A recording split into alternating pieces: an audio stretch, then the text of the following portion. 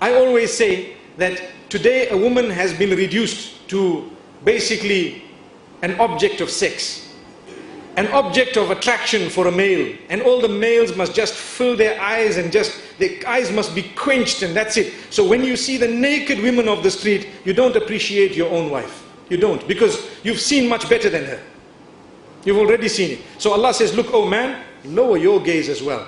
It's no excuse. Even if they're doing that, lower your gaze. So you have a woman, and you look down. With respect, you speak to her. It doesn't mean, there was a story of one of the mashayikh, one of the scholars. He mentions a story that there was a man in the United States. He was a religious preacher. He entered a lift, a young man. And when he was in the lift, the lift stopped at a certain floor.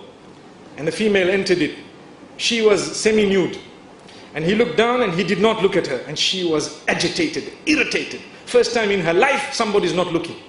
And she's stamping, and she's doing, trying to make a noise, and the two of them are alone in the lift. And he just looks down, he doesn't say a word. His lift stopped, she wanted to go higher. When he came out, she came out behind him. This is a true story. She came out behind him and she created a discussion. Hey, you know what? I'm very offended. Am I so bad, so dirty, so ugly that you couldn't even look? Now she's being honest. This is how the women have been trained, that you need to attract men at large.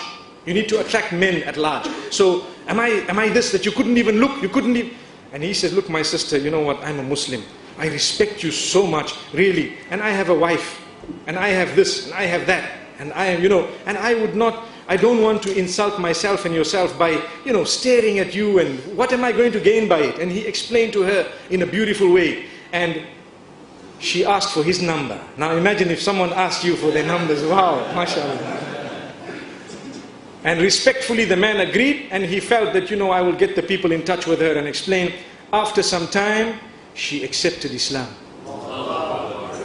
And she says, Islam has liberated me from being a person who cannot leave the home without half an hour in front of the mirror, without spending on different types of designer clothing, Islam has liberated me. I just put on a black cloak and I walk out. That's it.